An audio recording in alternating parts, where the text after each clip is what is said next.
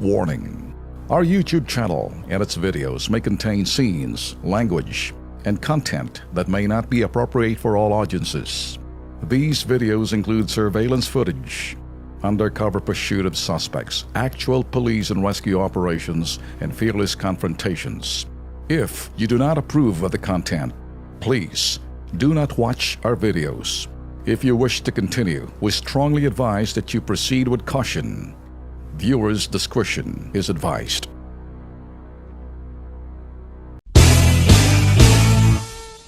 We're not in the business of creating hysteria, creating panic, or one of those in the business of the blame game which politicians would love to play. We at BITAG Live will approach this issue as an investigative issue.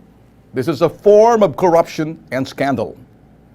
Where there is corruption, there will be legal accountabilities for those people who are in the brains behind this form of corruption. We're not in the business of joining a bandwagon of self-righteous sons of female dogs, whichever sectors they belong. Now, we're in the fourth estate and our business is to expose corruption such as this issue. Well, Tagalugi na ho natin kasi baka hindi na ho kayo, baka mag-nosebleed na ho kayo, no? Hindi ho namin trabaho sa BITAG Live na magkalat ho ng takot at pangamba, ganoon din ho ilagay sa estado ho na mataranta ang publiko. Hindi kami kabilang doon sa mga nagtuturo ng sisi or sino man ang pagbubunto na ng sisi na paborito hong laro ng mga politiko o nasa larangan ho ng politika. Kami ho sa BITAG Live, tatalakayin ho natin ngayon etong issue na to sa pamamagitan ng pag-uusisa or investigative.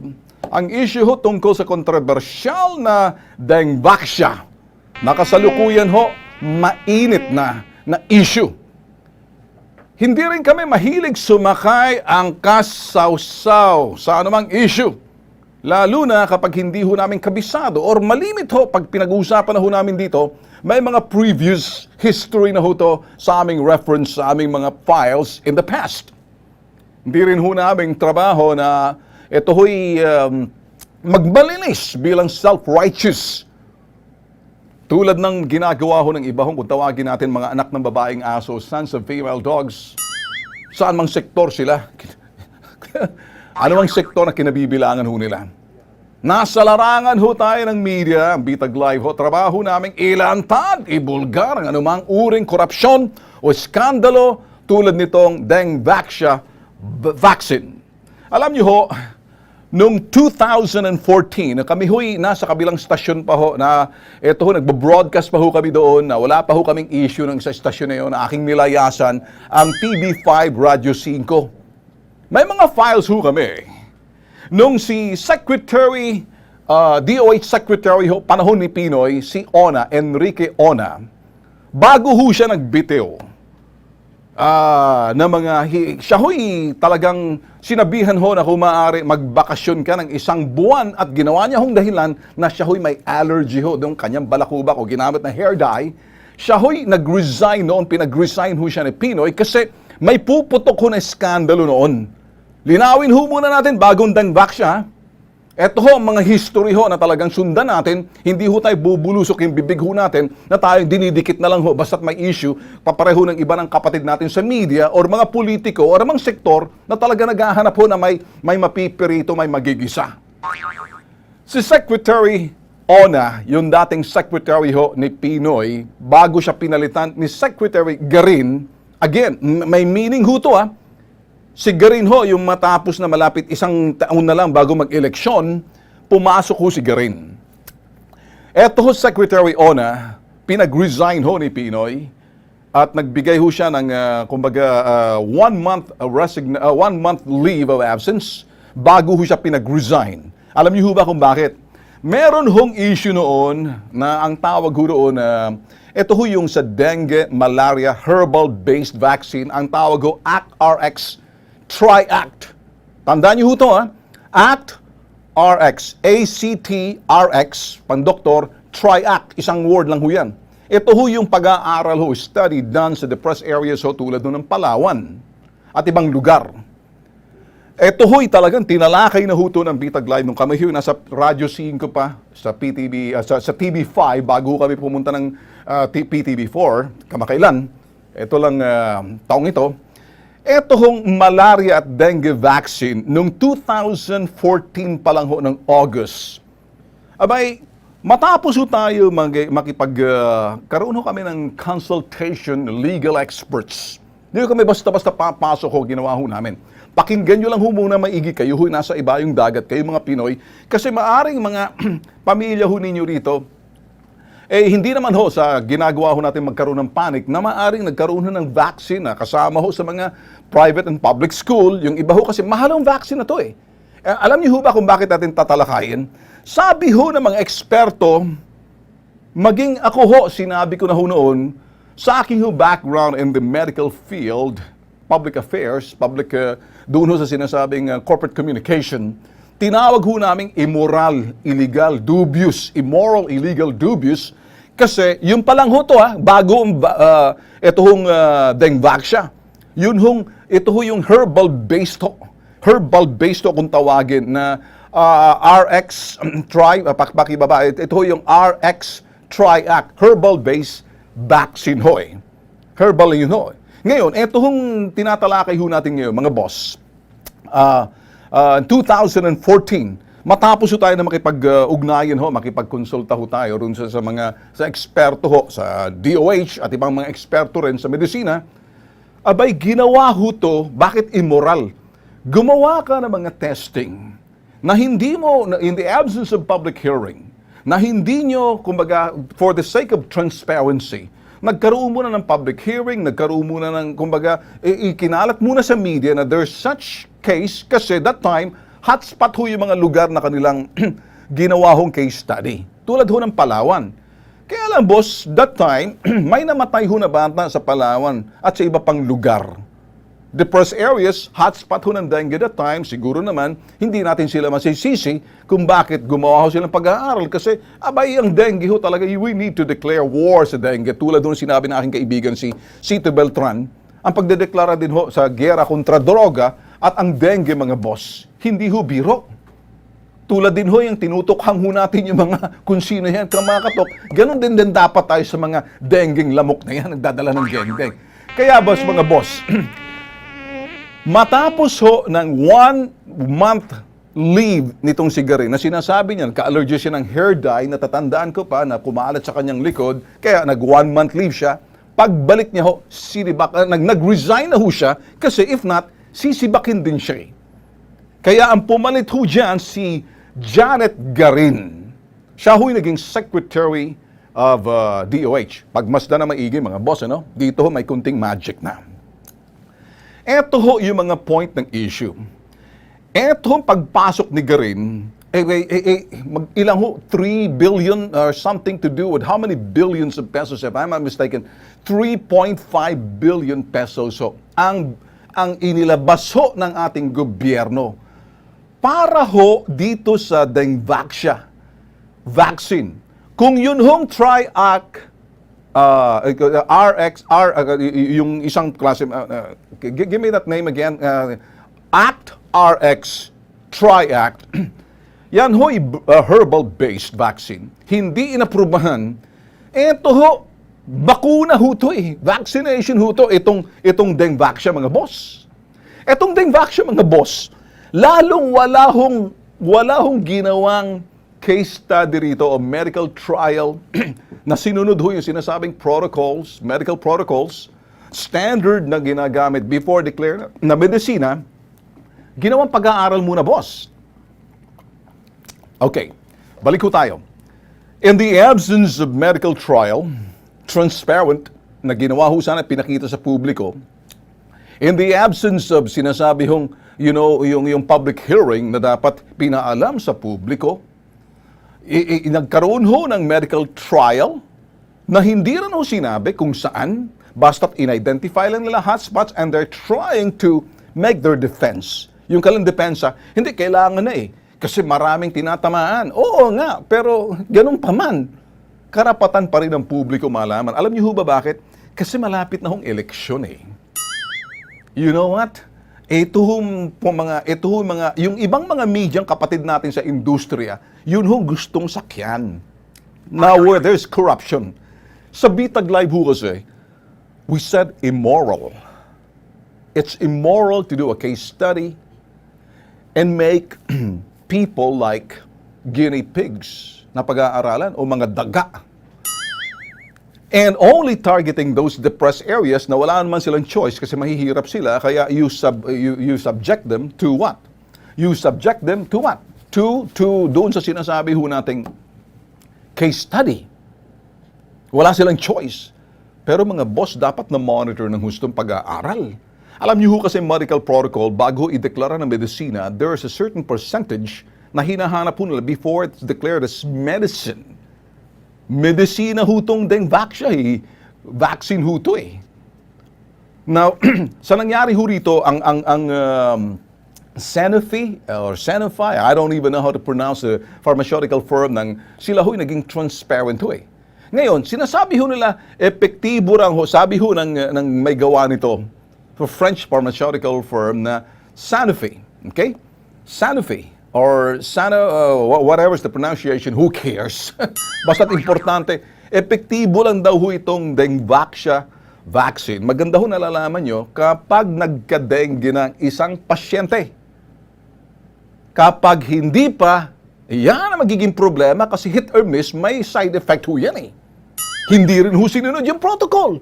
Basta ginawa ho nila, nag-vaccinate ho sila indiscriminately para lahat maprotektahan without following the protocol na sinasabi ng may gawa niyan para doon lang sa mga apektado nagka-dengue na once or twice. Pero pag ginawa mong mass vaccination, doon ho yung pera. May pera sa bakuna. Kaya salamat sa iyo, Janet Garin. Ikaw, Secretary ng DOH, ikaw yung binabanatan ko nung paborito kong hambalusin. Pero ikaw yung paborito ni Pinoy ni Notpa. Siguro nakipagkuntsabahan yung dalawang panot na si Pinoy at yung panot na si Florencio Abad. May pera sa bakuna dahil lalapit na ang eleksyon, fundraising ba? Yun hong gustong sabihin ng ibang mga kapatid natin sa media na dinidikit ho nila na posible may kinalaman. But wait. There's more. Meron hong issue dyan bago yan sa eleksyon. Tayo ho, papakita ho muna natin immoral, illegal. Ito ho yung sinasabing itinago ho dubious, malicious, malisyoso ho eh. Itinago mo sa publiko, ginawa mo pag-aaral na hindi mo malang sinabi. Hindi mo pinaalam, basta't na lang, dineklara mo ng medisina. Bakunahan ba? Alam niyo ho ba, marami ho na bakunahan di ho. 700,000 ho na mga bata sa Metro Manila. Mga mama mia, mga boss. Marami ho mga magulang. Ngayon takot sa Region 3, Region 4 sa Metro Manila. Alam niyo ho, boss, kahit sinong magulang, kapag ikay nakarinig ng ganyang istorya, magagalit ka eh. Now, we'll continue mga boss, ano? Ito yung sinabi natin mga boss. Itong mga bagay na to, it's very important kasi itong Dengvaxia, inaprubahan ho sa pamumuno ho ni Garin na tinanggal ni Pinoy at napilitan nag-resign si Ona para si Garin. Kongresista ho to, player ho to, naging secretary, doktora ho to, na naging secretary of health. Si Garin, pumalit kay Ona. Inilagay ho to, isang taon mahigit, mga how many months, 16 months before the election. I think there was really a purpose there na nilagay ka dyan. Wait a minute, bago mapunta rin kay Ona, hindi magandang herbal, baka kukunti ang ganansya, baka kukunti ang kita. Kaya ilagay natin yung malaki-laki. Eto naman player na si Garin, aking tingin lang ho to, ano? Which gustong padikit ng ganun ibang mga media, mga kasamahan ho natin sa istasyon, sa iba na hindi ho natin. Kasi ho tayo, sinasabi natin, maaring may katotohanan. Ito ho'y inirekomenda raw ho ng mga global expert or may rekomendasyon ng global expert. That's hogwash, kakaring baboy. Alam niyo ba bakit? Wala hong eksperto magsasabing take that. Maybe if there's any vaccine, generic, walang specific, kasi immoral din ho eh. Unethical din ho eh. Para doon sa mga eksperto na sabihin, gamitin mo yung Dengvaxia. Kapag sinabi mo, pinoint out mo isang drugs against the others, kasi may ginagamit ho sa Brazil, iba naman ho doon. May ginagamit sa ibang bansa, sa Africa, iba rin ho doon. Bakit dengvac siya? Ibig sabihin, may pera sa bakuna. Pero, yung sinasabi ho nila, yung guidelines ho kasi, parang dinidikit ho ng DOH ho ni Garin, panahon ho ni Pinoy ito, na sabi ho na the World Health Organization nagbigay daw ng parang guidelines, pero wala hong rekomendasyon. Kahit ang World Health Organization will not make specific recommendation kung ano ho yung produkto, bagkos guidelines lang. Kaya itong French pharmaceutical company ho mismong may gawa nitong dengvac, ito'y naging transparent ho sila, nilinaw ho nila na yung epekto nito kapag hindi mo sinunod, yun hong sinasabing prescription, tamang paggamit. At gagamitin mo lang ang dengvac sa mga nagkaroon na ng dengue. At bago ho ginawa itong mga dengue testing ho to, hindi ho sila nag-blood test muna para malaman kung may dengue ba. Basta't, kumbaga, I hate to use the word indiscriminate. Kung sino na lang ang kanilang binigyan at talagang tinurukan. Kasi may bayad ho to, 3,000 plus. May mga iba ho mga magulang para magpanik, hindi ba? Kasi may although ang kanilang nanay, tulad ho kay Sito Beltran, yung kanilang anak, parang by way of the presumption of regularity, the trust on the system, the trust on the institution called Department of Health, na hindi ho sila gagawa ng katarantaduhan. Katarantaduhan. Immoral. May bahid na korupsyon. Yung iba ho, naniwala because of the presumption of regularity, kaya ka nilagay dyan, gagawin mong trabaho mong tama, hindi palpak. Yung trial stage ho, kaya ito ho, ito, hindi ho nagkaroon, ito ho yung ng transparency rito. Sinakyan na gid ito ng mga kapatid natin sa media, natural, storya ho to In the absence of the historical fact about this, bago ho nagkaroon ng dengvac, meron ho man RX Tri-Act. What do you call that name again? Can you give me that again? I'll show you that again. It's Act RX Tri-Act, herbal-based medicine, na hindi ho inaprubahan. Yan ho kinasibak ni Ona kasi they were testing sa Palawan. Pero dito ho sa vaccine ng dengvac, hindi ho natin alam kung saan ho nila tinest. Basta na lang, tinurok na lang ho nila. Nga naman, boss. 3.5 billion pesos ginamit ho ng DOH para vaccination, mass vaccination, para doon sana sa mga nagka-dengue na kapag wala ka pa, hindi ka pa nagka-dengue, hindi ka dapat tinuturukan yan kasi may mga side effect na hindi pa ho kabisado at naging transparent ho. Ang Sanofi, alam niyo ho ba, or tama bang pronunciation ko, ang naging problema ho, yun hong DOH ni Pinoy. Alam niyo ba kung bakit? O sige, pag-usapan ho natin. Ngayon, marami nang sumakay. Ngayon, tahimik lang si Pinoy. Ngayon, si Garin that time nagsalita pero kulang pa. Kami ho kasi nung araw nagsalita na ho rito. And kaya ho, may karapatan ho kami na ayaw ko ho munang sakyan ng korupsyon. Tingnan ho muna natin yung salitang immoral na paggamit mo ng ganito, paggamit ng populasyon, paggamit ng publiko, nagawin mo parang mga dagang praktisan mo. Ginawa na ni Ona yon. Pero kay Garin, kung ikay nakikinig at nanonood sa akin, Secretary Garin, dati ang TOH, gusto mo pang maging secretary ni Pinoy. Ang dami naglalabi sa iyo, secretary ni Digong, bago ho na-appoint kung sino yung mga yan. Abay, makinig ka. Ayaw mo magpa-interview sa akin noon. Eto ngayon, binabalikan ka namin. Hindi dahil galit ako, kasi marami kang tinatago sa BITAG Live pa lang noon. It's not about payback time. It's about accountability. The day of accounting has come, so therefore take accountability. If you have the guts, Secretary Garin, ngayon pa lang open invitation sa iyo to. Dating DOH Secretary. It's an open invitation. You can come here and sit on our hot seat. That's a challenge. If not, shut the F up and sulk in your room. Bear in mind mga boss, na kami hindi nagkakalat ng takot, pangamba o ilagay sa estado ng matarantahong populasyon tulad ng sinabi namin kanina. maging maingat ho tayo rito. Hindi rin ho kami doon mga nakikiangkas, sakay, sausaw, or ass butas kung tawagin. Or sabihin na ho natin, wet packs hole. Bahala na ho kayo bumalanse. Marami hong ganyan ngayon eh. Etong issue na to, sinasakyan na ho ngayon ng mga self-righteous SOBs. Alam niyo na ho siguro yun. Mga self-righteous SOBs, sons of female dogs kung tawagin. But disente ng konti. Nasasakay ho sila sa issue kasi may issue eh. At ito mga sumasakay sa issue, mga politiko ho to eh. Alam niyo ba bakit? Siyempre, malapit na rin eleksyon. Lagi ho eh. Tulad ni Pinoy, si Pinoy lagi naghahanap ho ng sisi. Laging sinisisi yung ale na nauna sa kanya. Ngayon si Pinoy, sinisisi ka ngayon Pinoy dahil tao mo to sigarin. Nakikinig ka ba? Former President Noynoy Aquino.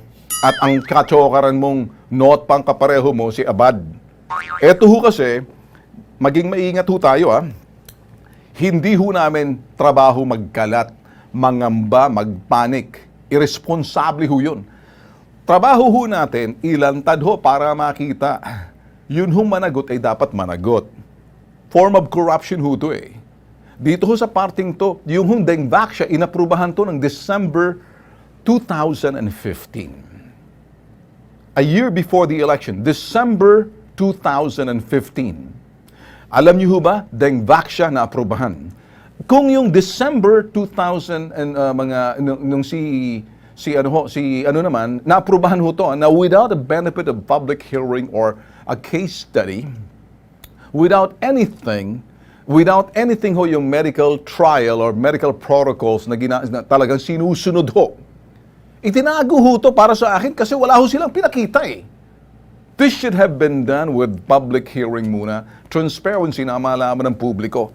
It's a form of corruption ho to para sa akin.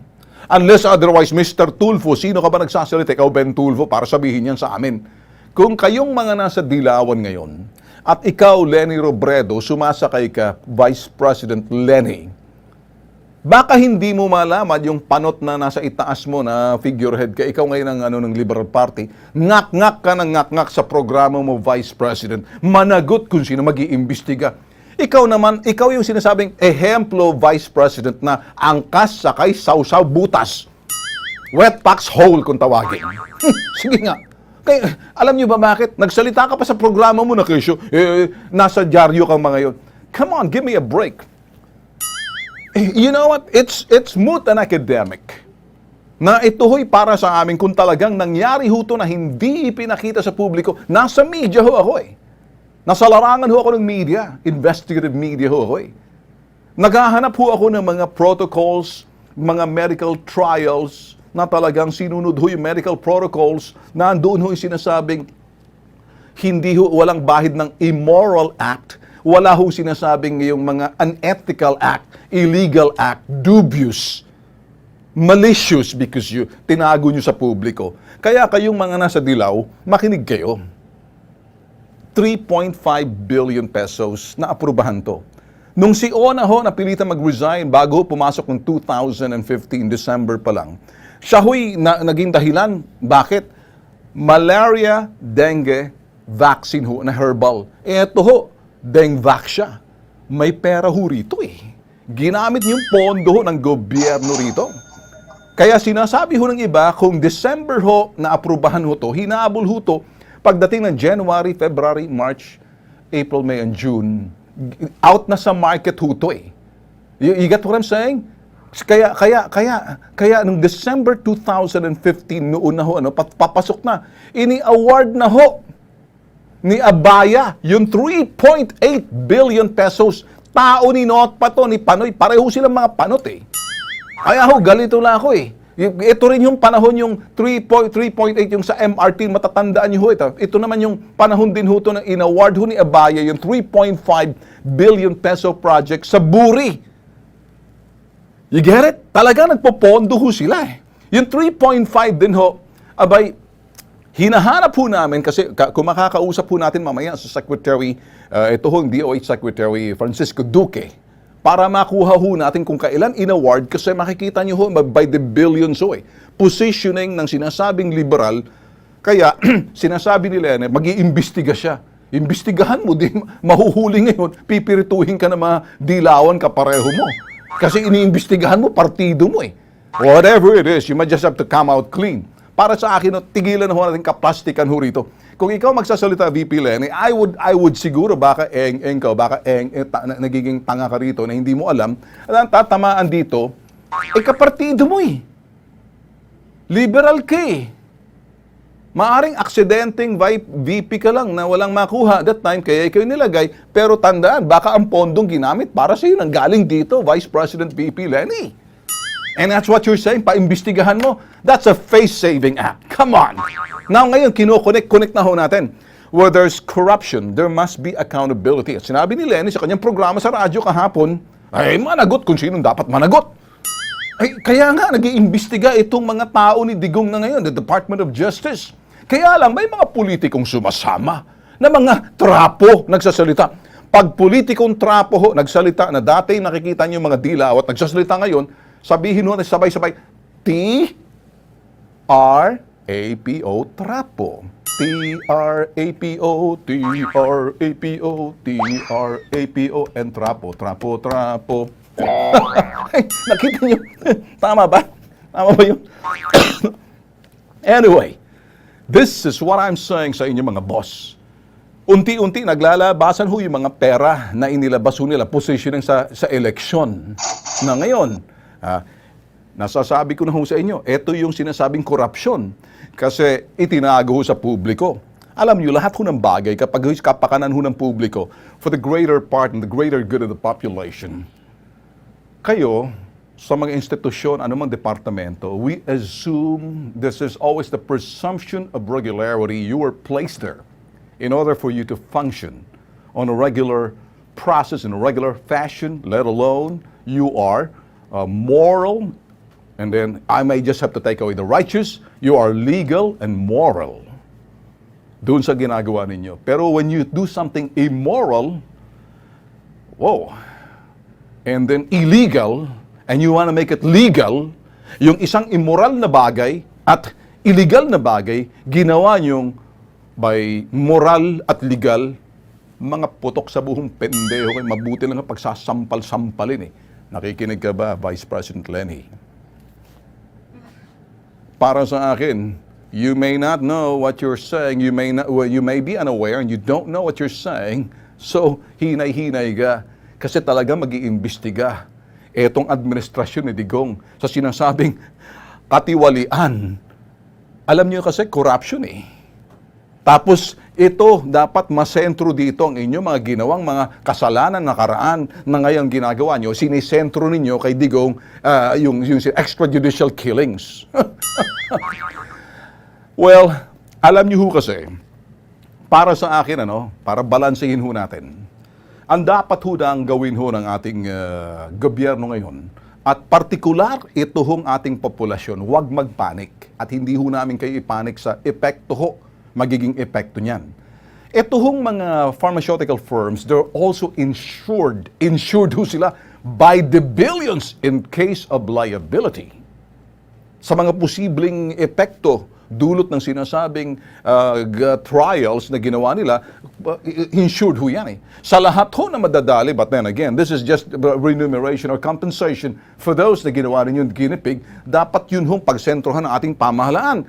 And make sure na they will come up, total, nandiyan yan, they will come up also with other forms na how to compensate.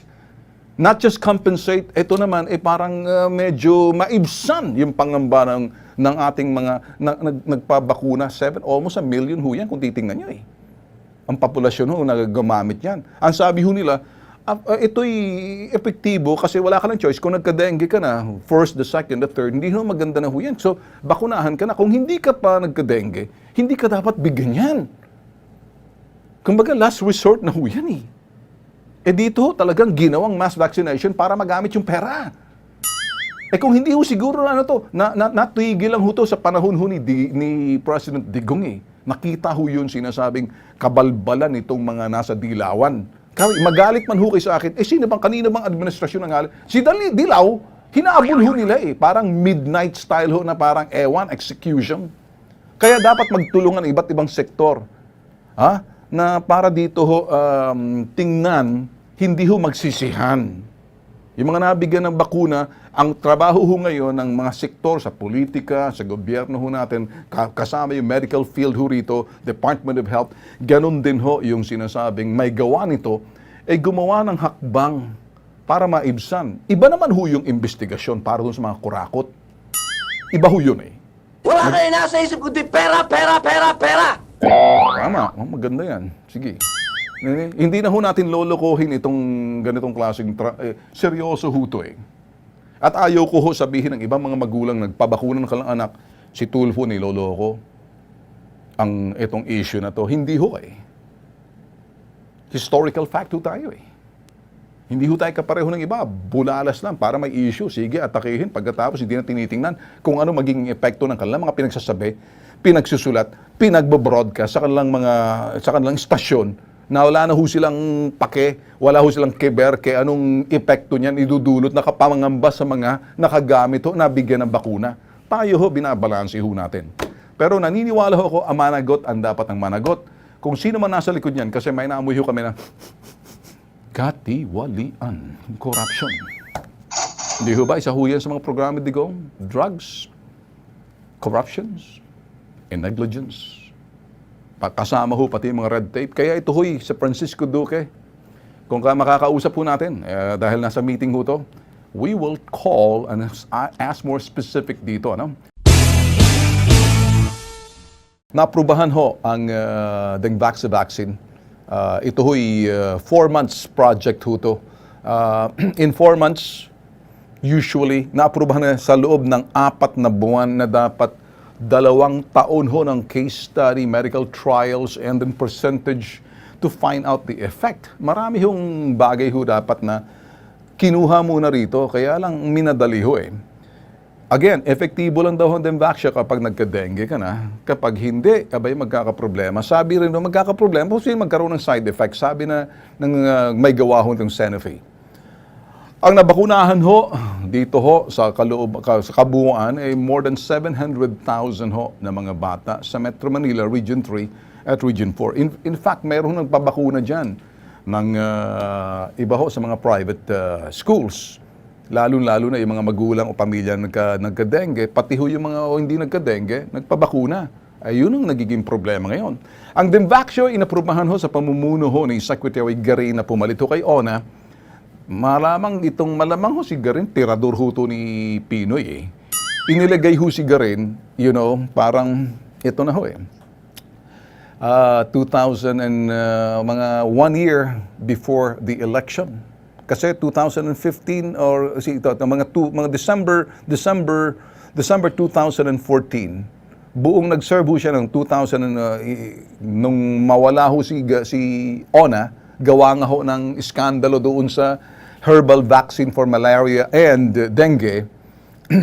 Pinalit niya ho itong sigarin ng 2015, kaya ito ho naaprubahan. Sa atin ho, hinahanap lang ho natin kasi wala hong medical trials tayong na nabalitaan or anything like that. Kaya yun ho, no? So, inirekomenda raw ho ito ng mga eksperto ho, mga global expert na wala naman hong pangalan, sabi ho ng DOH, ni Garin. Kaya lang ang WHO nagbibigay lang ho ng guidelines, wala ho silang inirekomenda na pangalan tulad nitong Dengvax.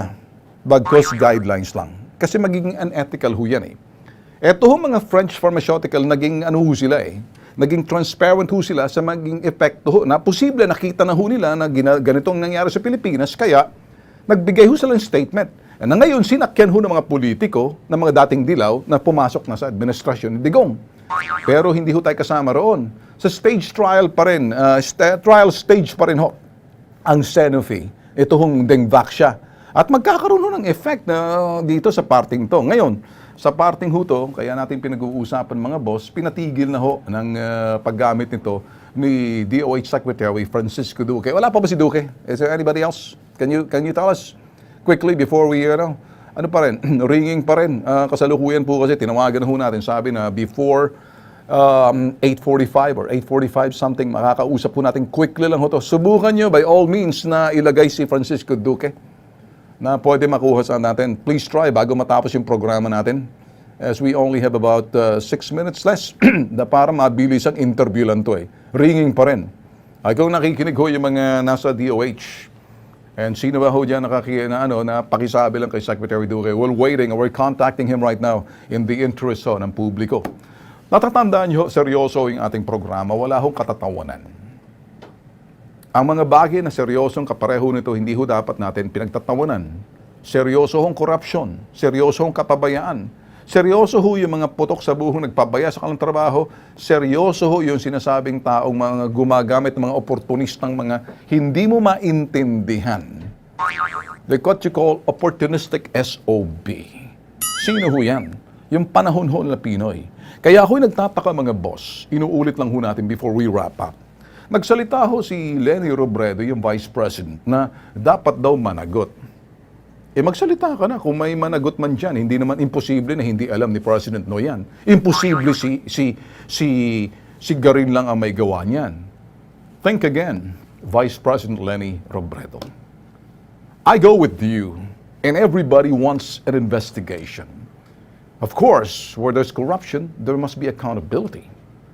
Let's put them behind bars kung sino man yan. Wala tayong sasalba. Kaya lang, when you're saying that, it's only to clear your name, naintindihan ho natin, maybe nung mga panahon na yon, hindi ka pa talagang seryoso, hindi ka siniseryoso, nandun ka sa laylayan ng pantalon pa noon na maging VP, na to the last minute. Hindi ho ba? So now, we're trying to see if we can get the Secretary Francisco Duque, tinatawagan, ay nahabulin lang ho natin. Now kasi, salamat naman na itong vaccine na ho ng Dengvaxia, pinatigil ho ng Department of Department of Health, makakita ng Secretary Francisco Duque, and we're still waiting. It's coming in. Medyo malapit na. The less than 5 minutes, ringing pa rin. Hindi pa rin na. Okay, anyway. Ano sinasabi rito?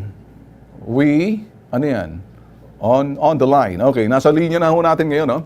Nasa linya na ho natin si DOH Secretary Francisco Duque. Sir, magandang umaga po, sir. Hi, Ben. Kumusta? Long time no here. Magandang umaga sa iyo at mga tagapakinig mo. Okay. Sir, live ho tayo sa PTV4 sa Radyo Pilipinas 738 and internet ho tayo, live stream sa website ho natin, nationwide, netwide, worldwide. Sir, you have an idea, sir, kung kailan ho ba naaprubahan ho itong dengue vaccine na Dengvaxia, sir? In your file now being the Secretary of Health, you have any particular date or months or year kung kailan naaprubahan ho ito?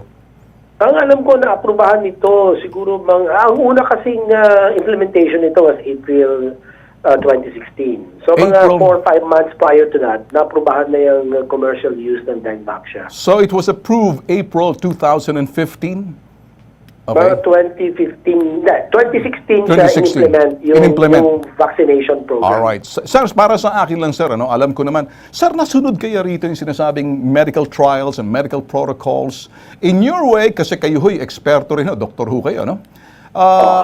Nasubukan ho ba yung sinasabing yung protocols, nasunod ho ba?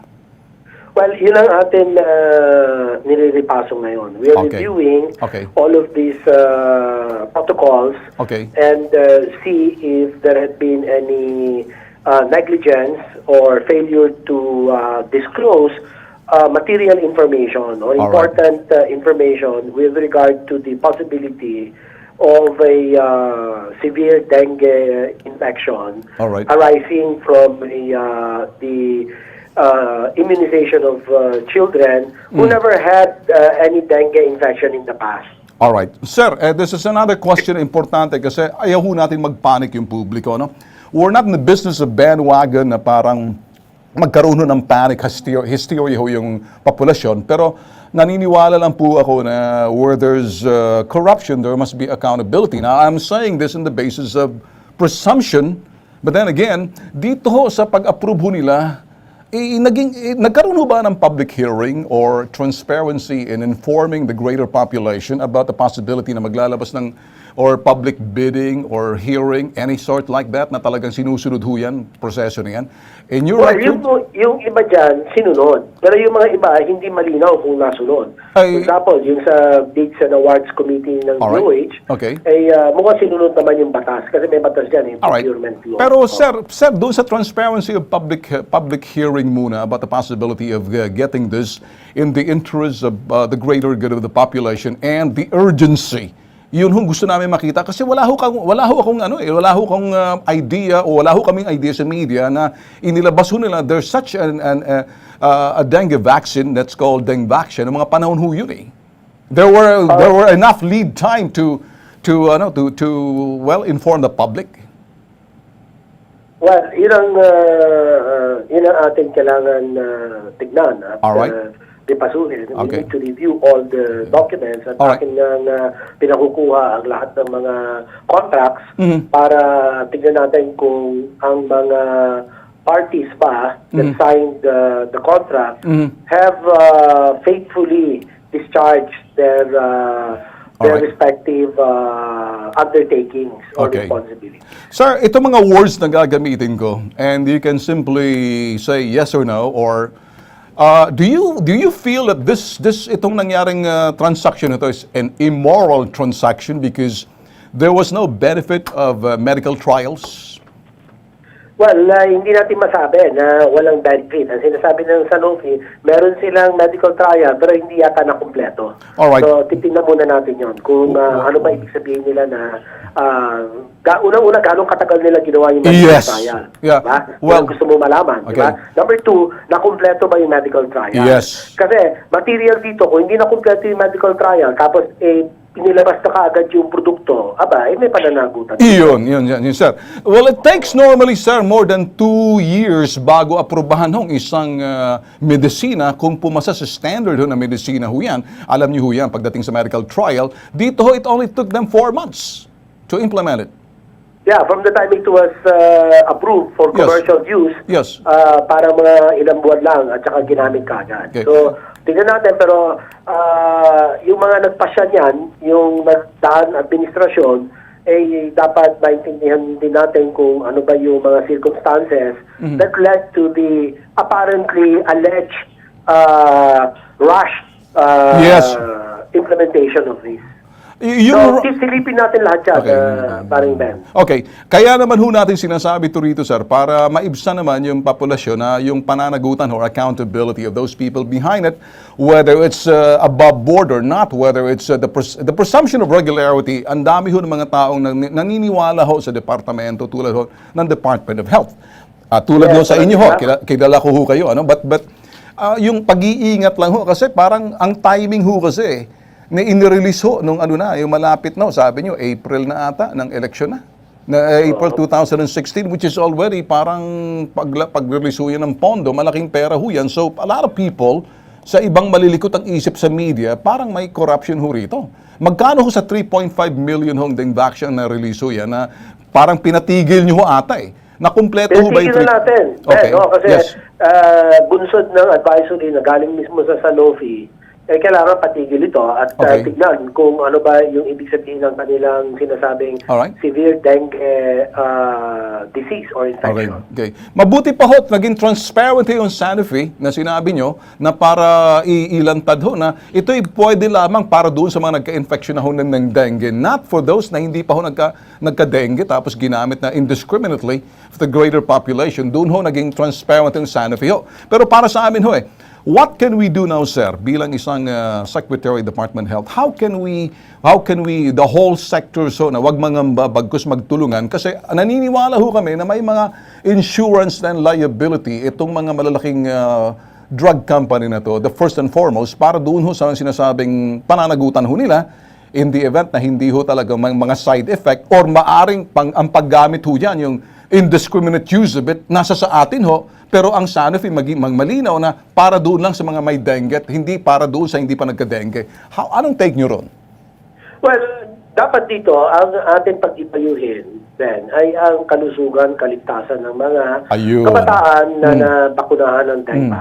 Yun ang first and foremost, yun ang paramount consideration natin. Ngayon, para naman maisakatuparan ito, ang mga sumusunod na hakbangin ang siyang tatahakin ng DOH. Number one, magtatayo tayo ng dengue hotline at bibigay ko sa iyo yung number mamaya. Tapos, number two, gagawa tayo ng enhanced surveillance. Alright. Ibig sabihin ay magkakaroon ng mandatory reporting ng mga hospitalization, ng mga batang nabigyan ng dengue, regardless of their symptoms, kailangan natin malaman yan. Number three, ay kailangan magkaroon ng mandatory history taking on immunization, lahat ng mga naturukan. So, syempre, bago mo gawin yan, kailangan makuha mo na muna yung master list. So, sa ngayon, binubuo natin at kinakalap natin yung mga master list mula sa DepEd. Kasi kung naalala mo, this is a school-based immunization program. Against dengue. So, yan ang gagawin natin. At magkakaroon tayo ng 5 years surveillance. Magiging mapagmatchat tayo at for 5 years, babantayan natin ang estado ng lahat ng mga estudyante na bakunahan ng dengue. Sir, mabuti pa kayo. Alam nyo na agad, yung proactive approach yun ninyo kung how to handle this, ano? Before it goes. Okay, sir. Kasi sir, bago ho nalagay si Secretary Garin, si Ona, nagkaroon ng problema rin ho dyan sa RX-Tri Act na herbal-based vaccine na ginamit ho sa Palawan. Yun ho naging dahilan kung bakit parang nag-resign o pinag-leave ho muna si Secretary Ona, the former Secretary Ona, bago pinalit kay Garin. Pero ang pinalit ho pala sa Act RX-Tri Act, herbal-based vaccine for dengue and malaria, etong dengue vaccine na hindi ho, nawala ho sa radar screen ng media ho to eh.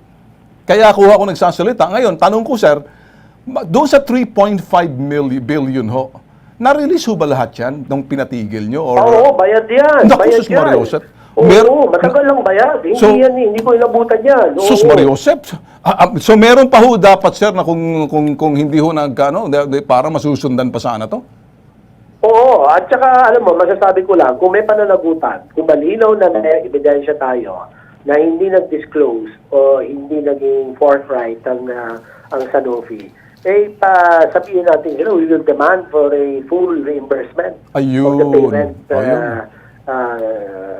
made to them, And in fact, pati yung mga stocks ng ibang mga bakuna, kung kailangan ibalik natin. So, pag ibayin natin dito, unang-una, ang kaligtasan at kalusugan ng mga kabataan na naturukan ng dengue. Number two, ipoprotektahan natin ang interes ng gobyerno dahil ang interes ng gobyerno ay interes ng sambayan ng Pilipino. Sir, ito, panghuli na lang. Ano hong mensahe ninyo para sa mga magulang ho ng mga bata, sa mga nagpaturo ho nitong dengue?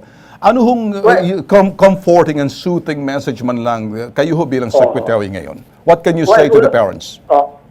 Unang-una, ang Department of Health ay makakaasa kayo na nasa ibabaw ng issue patungkol sa dengue. At aming pong tugunan ng lahat ng inyong mga concerns o inyong pong mga katanungan, pangangamba. Ngunit ito lang po masasabi ko na ang bakunang ibinigay ay hindi naman nangangahulugan na masama para sa lahat ng naturukan. Ito po ay masama lamang batay sa sinasabi ng Sanofi Advisory doon sa mga bilang ng mga kabataan na hindi nagkaroon ng dengue infection noong nakalipas na panahon at naturukan ng dengue vaccine. Pero doon sa mga nagkaroon ng infection in the past at naturukan ng dengue vaccine ay patuloy naman na magbibigay ito ng proteksyon laban sa dengue infection. At pangalawa ho ay makakasiguro ho kayo na ang hotline ng Department of Health ay ipapaalam po namin sa inyo. In fact, ang number niyan is 711-1001 at saka 711-1002. Ayun, sir. With Yan that, ang sir. Tanke hotline. Alright, sir. With that, sinlina ho ng sikat ng araw ng inyong paliwanag at pati ho yung sinasabi maibsan ng pangambaho na mga naturukan ho niyan, mga magulang. Kami ho nagpapasalamat ho sa inyong paliwanag ho. Ano? Nakatulong na bilang public service ho dito sa programang BITAG Live. Sa uulitin po ulit, sir. Maraming salamat po sa inyo. Maraming salamat, Ben, sa ngalan ng buong Department of Health. Thank you. Alright. Well, mga boss, wala na ho tayong oras. Maraming salamat din na binigyan ho tayo ng extension ng PTV4, particular ho kanila Aljo at susunod ho kanyang partner dyan sa programa ito. Bibigay daan ho sa mga katanungan kaparehong issue nito. With that, see you tomorrow. Adios.